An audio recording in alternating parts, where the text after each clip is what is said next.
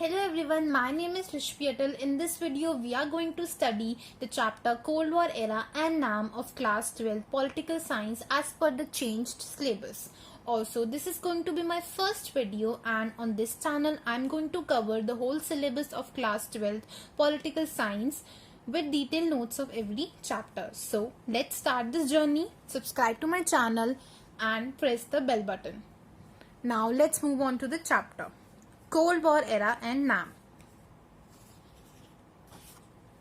Before starting with the chapter, there are few things you should know, because in your book they have directly started with the Cuban Missile Crisis, but I think a little backstory would be helpful to get the context and grasp the chapter easily. Okay, so first thing, duration of the First World War.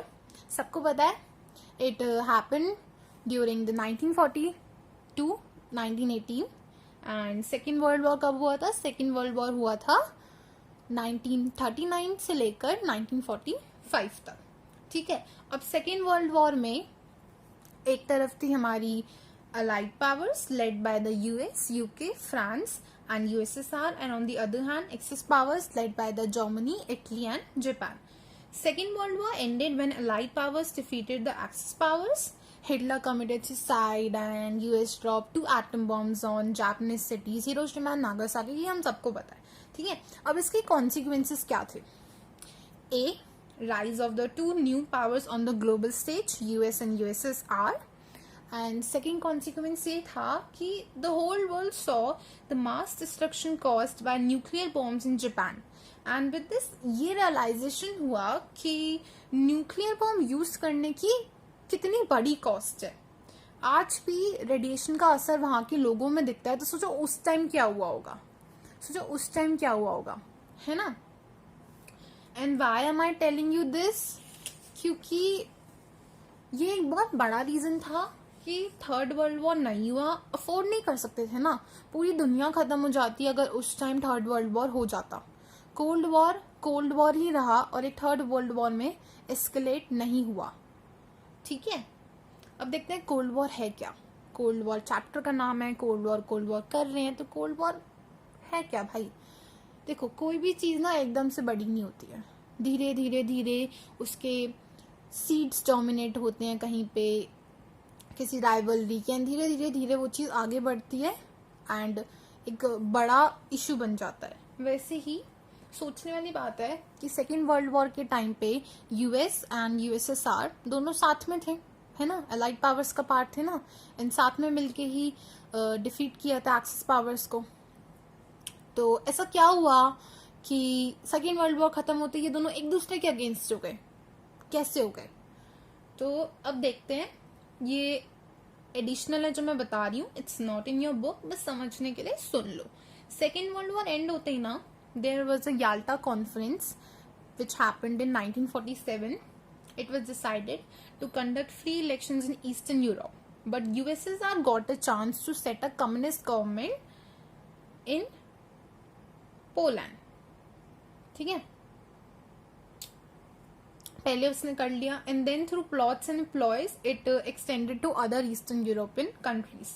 देखो, US represented ideology of liberal democracy and capitalism, and on the other hand USSR support करता था communism and socialism को.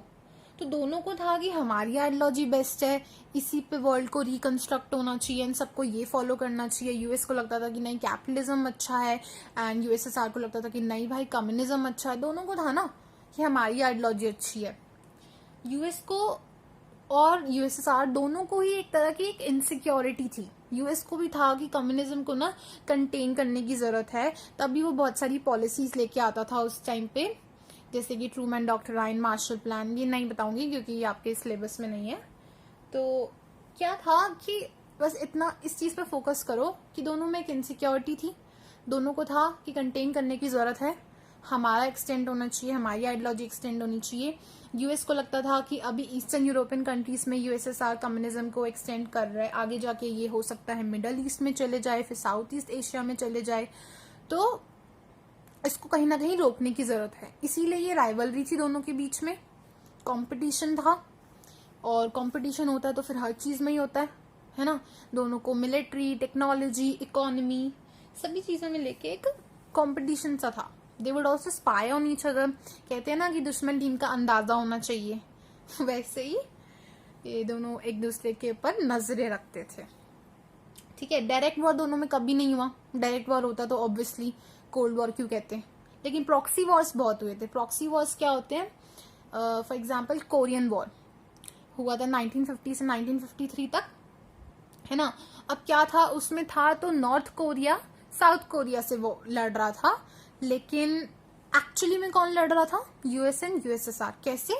क्योंकि north Korea वो supported by China and USSR, and on the other hand हमारा जो south Korea था उसको support कर रहा था हमारा यूएसए.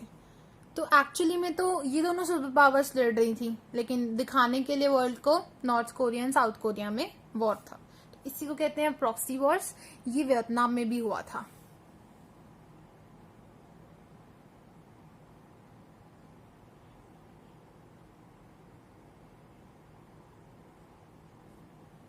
एक बार ये भी रीड कर लेते हैं.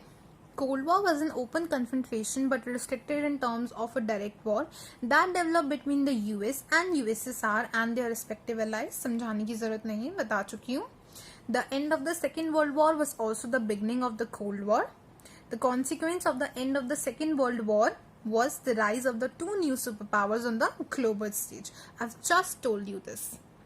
It was not simply a matter of power rivalries, of military alliances, and of the balance of power. These were accompanied by a real ideological conflict as well, a difference over the best and the most appropriate way of organizing political, economic, and social life all over the world.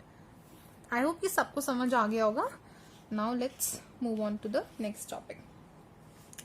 Okay, Cuban Missile Crisis. This is the first topic of your book. ठीक है, चलो.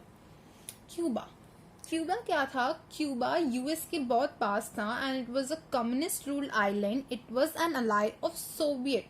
ठीक है, था तो वो US के पास, तो उसके आइडियोलॉजी से भी इन्फ्लुएंस हो सकता था, बट नहीं, it was a communist ruled island and वो सोवियत का अलाई था. तो USSR decided to convert Cuba in a Russian base and he placed missiles in Cuba. American को 3 वीक्स के बाद इसका पता चलता है, और जब पता चला तो वो इस चीज का जवाब दे सकते थे, वो भी रिटालिएट कर सकते थे, है ना. लेकिन उस टाइम के जो प्रेसिडेंट थे यूएस के, जॉन एफ कैनेडी, उन्होंने समझदारी से काम लिया एंड ऐसे जल्दबाजी में कोई डिसीजन नहीं लिया, क्योंकि अगर लिया होता तो शायद वॉर हो जाता और आज हिस्ट्री कुछ और होती, है ना. तो बट उन्होंने ये किया कि उन्होंने ये ऑर्डर दे दिया कि सोवियत से जो भी शिप्स आ रही है ना उनको रोक दिया जाए एंड शिप्स को इंटरसेप्ट कर दिया गया कि भाई तुम तो इधर मिसाइल्स लेके आ रहे हो. ठीक है, अब उस टाइम ऐसा क्रिएट हो गई थी ना सिचुएशन कि पूरा वर्ल्ड टेंशन में था कि अब तो कभी भी थर्ड वर्ल्ड वॉर होकर ही रहेगा. पहली बार दोनों कंट्रीज की वॉरशिप्स एकदम आमने सामने थी एंड सबको था कि अब नहीं रुक सकती ये चीज, अब तो थर्ड वर्ल्ड वॉर होकर ही रहेगा.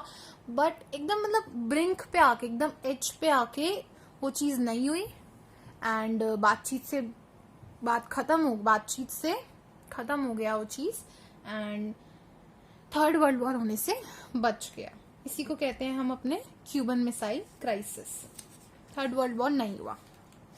ठीक है, ये तो हमने पढ़ लिया. अब नेक्स्ट देखते हैं.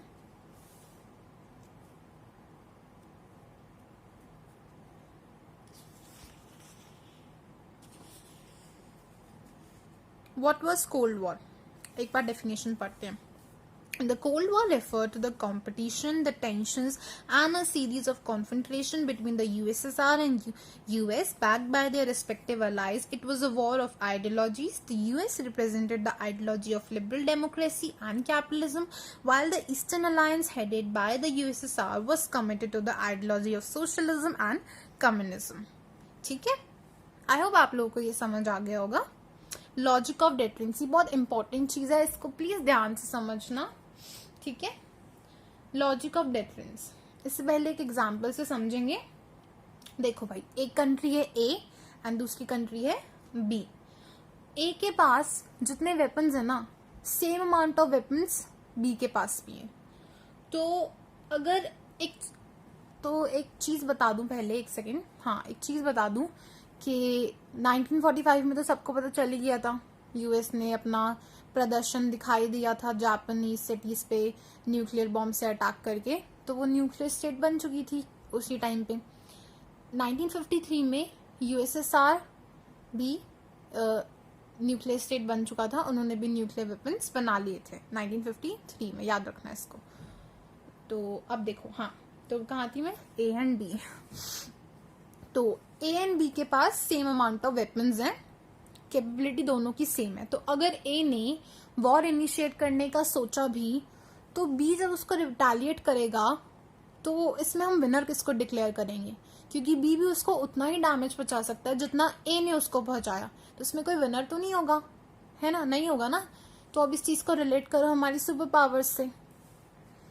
यूएस एंड यूएसएसआर दोनों की सेम कैपेबिलिटी थी, दोनों की सेम कैपेसिटी थी रिटालिएट करने की। अगर किसी एक कंट्री ने वॉर इनिशिएट करने का सोचा भी होता, तो जो दूसरी कंट्री थी वो उसको रिटालिएट करके उतना ही डैमेज पहुंचा सकती थी जितना कि उसने बचाया। कोई पॉलिटिकल गेन नहीं होता, कोई विनर नहीं होता, एंड सिर्फ उन दोनों कंट्रीज का ही नहीं, पूरे वर्ल्ड का नुकसान होता।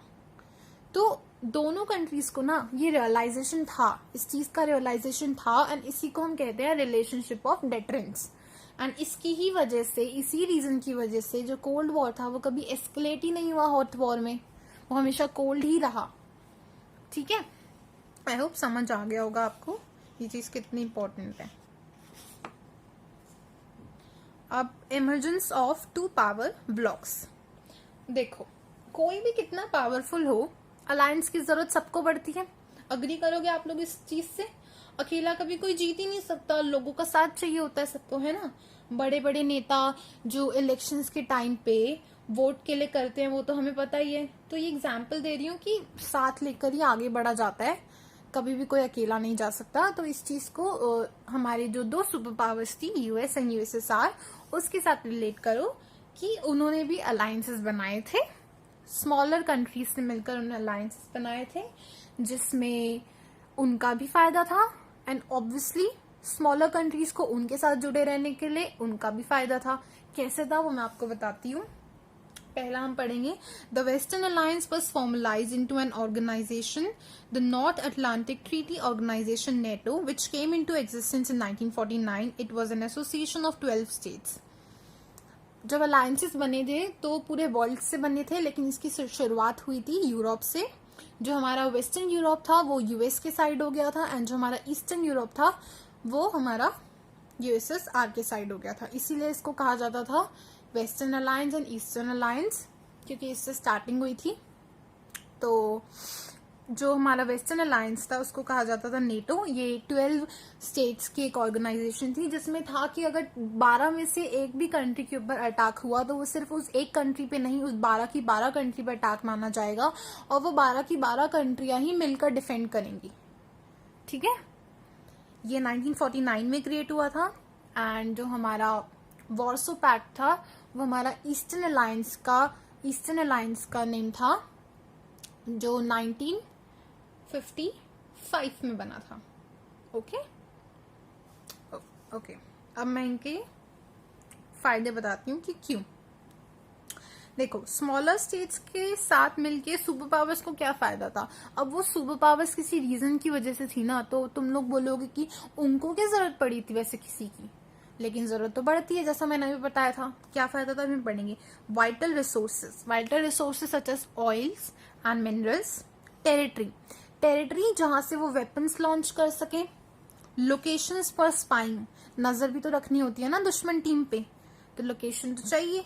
इकोनॉमिक सपोर्ट, ऑफ कोर्स वो उनको वेपन सेल करते थे तो उनकी इकोनॉमी के लिए भी तो अच्छा था ना, वेपन सेल करते थे तो पैसे आएंगे तो अच्छा ही था। And they were also important for ideological reasons. Obviously तुम्हारे जितने अलायंस हैं, तुम्हारे साथ जितनी कंट्रीज जुड़ रही हैं और वो भी तुम्हारे वाली आइडियोलॉजीज फॉलो कर रही हैं, तो पता चल रहा है ना कि तुम्हारी आइडियोलॉजी विन कर रही है वर्ल्ड में। तो इसीलिए वो इस चीज़ों के लिए भी इम्पोर्टेंट थे। स्मॉलर, अब आप पूछोगे कि स्मॉलर कंट्रीज को क्या फ़ायदा था बड़ी कंट्रीज के साथ अलायंस में रहने का। उनका ये फ़ायदा था, उनको भी प्रोटेक्शन था, उनको फाइनेंशियल एड मिलती थी, तो उनके ये फ़ायदे थे। ठीक है। एंड अभी मैं एक चीज़ बताना चाहती हूँ, जहाँ पे ये अलायंसेस बन रहे थे वहाँ पे एक बहुत ही इंपॉर्टेंट मूवमेंट उभर के आ रहा था जिसका नाम था नैम, नॉन अलाइनमेंट मूवमेंट। ये अभी हम आगे पढ़ेंगे, मैं जस्ट एक बताना चाहती थी। ये क्या था? It give the newly decolonised countries such as Asian, African, Latin America a way of staying out of the war. ये दोनों जो इसको फॉलो करता था ना, वो किसी भी कंट्री के साथ अलायंस में नहीं था।